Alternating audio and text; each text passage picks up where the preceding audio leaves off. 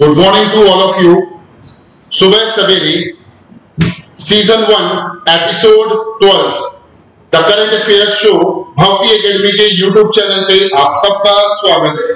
तो चलिए रोज की तरह आज हम फिर नेक्स्ट करंट अफेयर्स की ओर ध्यान देते हैं।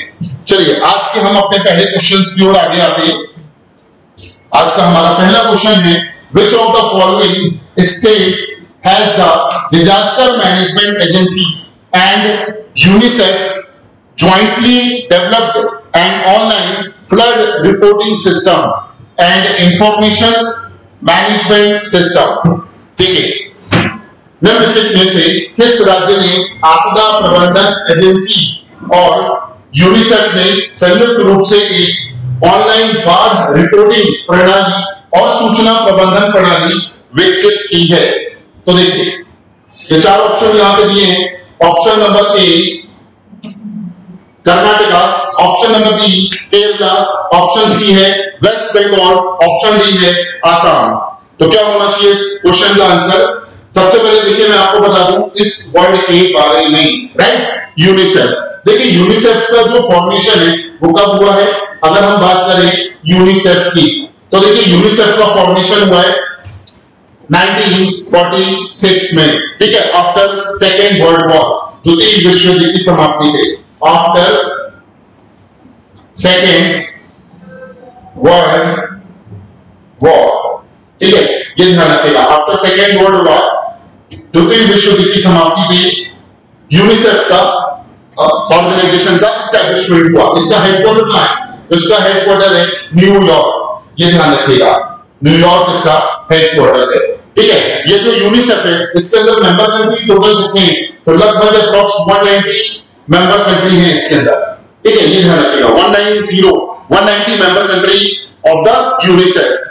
तो यूनिसेफ जो है द्वितीय विश्व युद्ध की समाप्ति पे जो नष्ट होने वाले राष्ट्र थे उनके बच्चों और उन बच्चों को खाना, फूड फैसिलिटीज के साथ साथ स्वास्थ्य सेवाएं प्रोवाइड करने के लिए ये ऑर्गेनाइजेशन का नाम आगे आता है। प्रारंभिक जो उसका उद्देश्य था या प्राइमरी ऑब्जेक्टिव जो था यूनिसेफ का कि द्वितीय विश्व युद्ध की समाप्ति पे जो नष्ट होने वाले राष्ट्र हैं उन देशों के बच्चों को फूड फैसिलिटी प्रोवाइड कराना और हेल्थ सर्विसेज प्रोवाइड कराना, ये इनका प्राइमरी ऑब्जेक्टिव था। तो ये ध्यान रखिएगा यूनिसेफ, और ये चार ऑप्शन दिए इस क्वेश्चन का करेक्ट आंसर होगा ऑनलाइन बाढ़ रिपोर्टिंग प्रणाली और सूचना प्रबंधन प्रणाली विकसित की है असम। तो Assam state is the right answer, ठीक है, ये ध्यान रखिएगा। यूनिसेफ जो है ना, यूनिसेफ से भारत में कई सेलिब्रिटीज जो हैं जिनको इसका राजदूत बनाया गया या ब्रांड एम्बेसडर अपॉइंट किया गया। अगर हम बात करें अभिनेत्री प्रियंका चोपड़ा की, ठीक है, इसके अलावा मलाला यूसुफजई का नाम आपने सुना होगा। तो मलाला यूसुफजई जो है जिन्होंने मुस्लिम जो लेडीज हैं या जो भी महिलाएं विमेन एम्पावरमेंट को प्रमोट करने के लिए और छोटे बच्चों को स्कूल भेजने के लिए या एजुकेशन को प्रोवाइड करने के लिए इनका नाम आगे आता है। तो ये नाम ध्यान रखिएगा, मलाला यूसुफजई। इनको भी यूनिसेफ का ब्रांड एम्बेसडर बनाया जा चुका है। तो चलिए आते हैं अपने नेक्स्ट क्वेश्चन की ओर। क्वेश्चन नंबर 2, क्वेश्चन नंबर 2 है ISRO, ISRO। ISRO stands for Indian space research organisation. तो ISRO introduced introductory level online training programme in May 2023। What was its name? ISRO ने मई 2023 में परिचयात्मक स्तर का ऑनलाइन प्रशिक्षण कार्यक्रम शुरू किया। उसका नाम क्या था? Option A start, option B Apollo, option C finish, option D है स्काई लैब। तो क्या होना चाहिए इस क्वेश्चन का answer?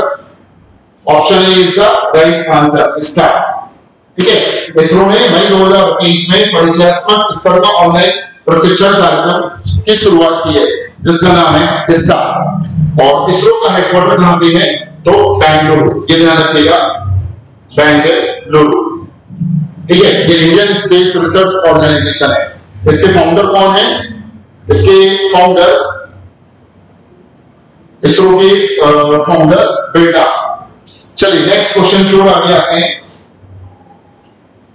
Question number third, in May 2023 at UAE Climate Tech Summit, Sultan Ahmad Al Jaber, the COP28 president designate, has said that oil industry to phase out methane emission by, देखिए मई 2023 में संयुक्त अरब अमीरात जलवायु के शिखर सम्मेलन में COP28 के नामित अध्यक्ष सुल्तान अहमद अल जाबेर ने कहा है कि तेल उद्योग डैश मीथेन उत्सर्जन को समाप्त करने के लिए है।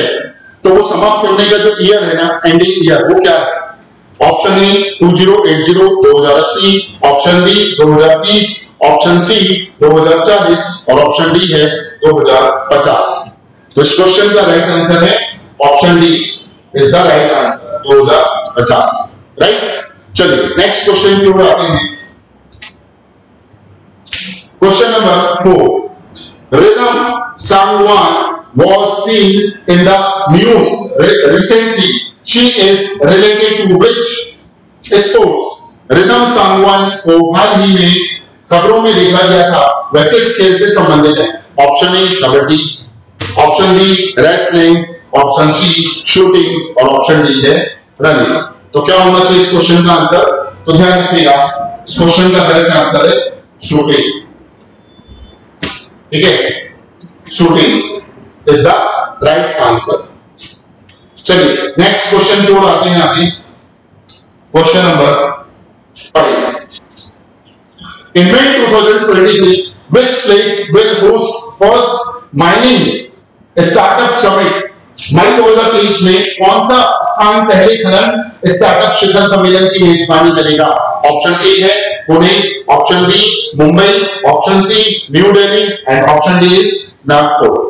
क्या होना चाहिए इस क्वेश्चन का करेक्ट आंसर? तो ध्यान रखिएगा, option B is the right answer, Mumbai. देखिए मुंबई में अभी हाल ही में मई 2023 में होने वाली है क्या? फर्स्ट माइनिंग स्टार्टअप सम्मेलन होने वाला है, ठीक है, मुंबई में। तो ध्यान रखिएगा, इसमें virtual reality,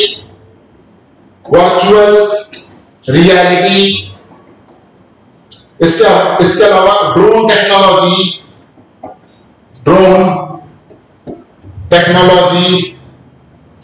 right, virtual reality, drone technology, IT से रिलेटेड, इंफॉर्मेशन टेक्नोलॉजी से रिलेटेड कई प्रोजेक्टों के ऊपर ये माइनिंग, खनन और माइनिंग से रिलेटेड ये एक स्टार्टअप समिट्स होने वाली है, जिसमें देश भर के कई सारे स्टार्टअप्स इस इंडस्ट्री से रिलेटेड जो अपना बिजनेस स्टार्ट करना चाहते हैं, ऐसा एक सम्मेलन होने जा रहा है कहां पे? मुंबई में, महाराष्ट्र में। तो ये ध्यान रखिएगा। चलिए नेक्स्ट क्वेश्चन की ओर आगे बढ़ते हैं। Question number 6, in the year 2022 total how many persons have been honored with Padma Award? Padma award के बारे में आपने नाम सुना ही होगा। वर्ष 2022 में कुल कितने व्यक्तियों को पद्म पुरस्कारों से सम्मानित किया गया है? ऑप्शन ए है 128%, ऑप्शन बी है 18%, ऑप्शन सी है 4%, ऑप्शन डी है 34%। तो ध्यान रखिएगा, इस क्वेश्चन का करेक्ट आंसर है, देखिए सबसे पहले मैं आपको बता दूं इसके बारे में, पद्मा अवार्ड। देखिए एक होता है पद्मा अवार्ड, ठीक है, 3 अलग अलग कैटेगरी के अवार्ड होते हैं। पद्मा अवार्ड हो गया फर्स्ट, सेकंड की अगर हम बात करें तो Padmashri award,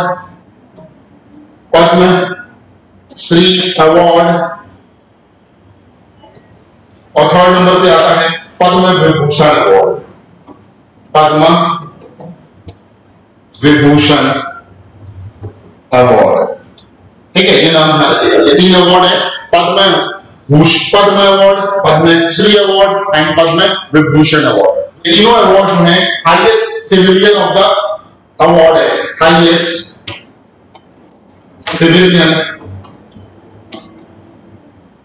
of the year award है, ठीक है, ये ध्यान रखिएगा, highest civilian of the year award है। तो पद्मा अवार्ड जो है ये किसके द्वारा दिया जाता है? ये तीनों अवार्ड दिए जाते हैं ministry of finance, ministry of home affairs, MOHE, ये ध्यान रखिएगा। मिनिस्ट्री ऑफ फाइनेंस नहीं है, ministry of home and affairs, गृह मंत्रालय के द्वारा दिए जाते हैं। तो इसे बोलते हैं highest civilian of the year award. ठीक है, तो चलिए नेक्स्ट क्वेश्चन की ओर आगे बढ़ते हैं। क्या होना चाहिए इस क्वेश्चन का करेक्ट आंसर? तो इस क्वेश्चन का करेक्ट आंसर है 2022 में 128 पर्सन को यह अवार्ड दिए गए, पद्म पुरस्कारों से सम्मानित किया गया। क्वेश्चन का आंसर है 128 is the right answer, option. चलिए नेक्स्ट क्वेश्चन की ओर आते हैं। इन जनवरी 2022 which country took over the G7 presidency? ठीक है, ये ध्यान रखिएगा। जनवरी 2022 में किस देश ने G7 की अध्यक्षता संभाली है? Option A Netherland, option B Germany, option C Austria, option D France. तो क्या होना चाहिए इस क्वेश्चन का आंसर? मैंने आपको पहले भी बताया है G7 के बारे में। तो G7 की जो शुरुआत वो कब हुई है? 1975 में। जर्मनी की कैपिटल बर्लिन, जर्मनी की कैपिटल बर्लिन, यहां से शुरुआत हुई है, ये ध्यान रखिएगा। ठीक है, और 2022 में जो सम्मेलन है ना जर्मनी में, वो कहां पे हुआ है?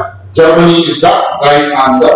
तो ये आप ध्यान रखिएगा, Germany is the host member country of G7 summit. इसके अंदर 7 देश आते हैं, एक जर्मनी हो गया, दूसरा USA, तीसरा UK, चौथा जापान, पांचवा फ्रांस, छठवां जर्मनी, सातवां इटली, आठवां कनाडा। ठीक है, सॉरी 7 देश आते हैं, America, UK, Japan, Germany, France, Italy और कनाडा। ठीक है, 7 कंट्रीज हैं, तो ये ध्यान रखिएगा। चलिए नेक्स्ट क्वेश्चन की ओर आते हैं आगे। क्वेश्चन नंबर 1 है Ken Betwa link, Ken Betwa link canal passes through which national park? Ken Betwa link नहर किस राष्ट्रीय उद्यान से होकर गुजरती है? ऑप्शन ए है Bandhavgarh national park, option B है Kanha national park, option C है Panna national park, option D है पेंच नेशनल पार्क। क्या होना चाहिए इस क्वेश्चन का आंसर? तो केन बेतवा लिंक जो है ये 2 राज्यों को जोड़ती है, एक तो मध्य प्रदेश हो गया और दूसरा हो गया यूपी, उत्तर प्रदेश। ठीक है, अब देखिए मध्य प्रदेश के अंदर 3 डिस्ट्रिक्ट, एक तो हो गया आपका पन्ना, बुंदेलखंड वाला एरिया पन्ना, एक हो गया आपका छतरपुर एंड टीकमगढ़, टीकमगढ़। ये 3 डिस्ट्रिक्ट आपके हो गए किसके? एमपी के, मध्य प्रदेश के, पन्ना, छतरपुर और टीकमगढ़। पन्ना में कौन सा नेशनल पार्क है? तो टाइगर रिजर्व भी बोलते हैं हम लोग मध्य प्रदेश को, तो पन्ना टाइगर रिजर्व या पन्ना नेशनल पार्क में पन्ना टाइगर रिजर्व है। ठीक है, यूपी के जो 3 डिस्ट्रिक्ट है इसमें एक आ गया आपका ललितपुर,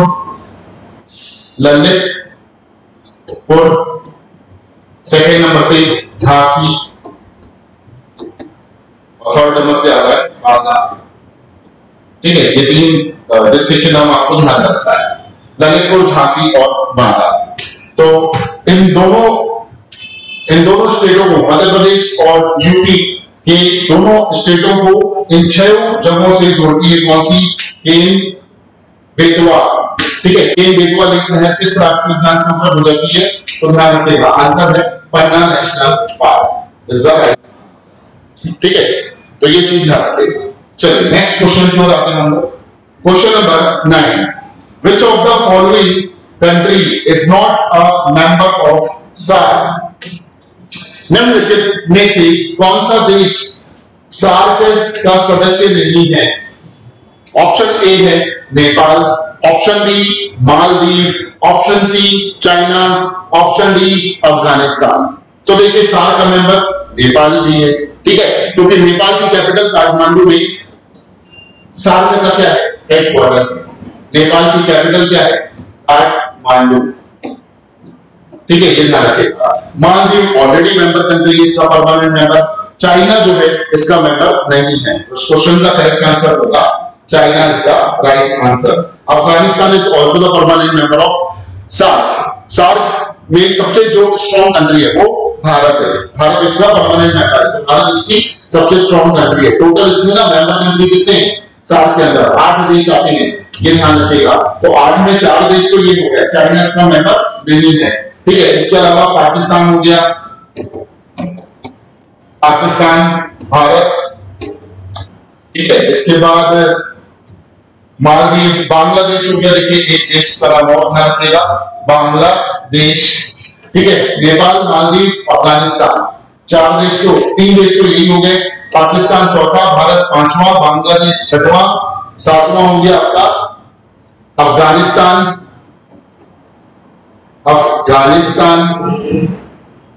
और एक देश और आ रहा है जो इसका परमानेंट मेंबर है, ठीक है। तो टोटल 8 देशों से मिलकर बना है ये ऑर्गेनाइजेशन, जिसको हम लोग बोलते हैं सार्क।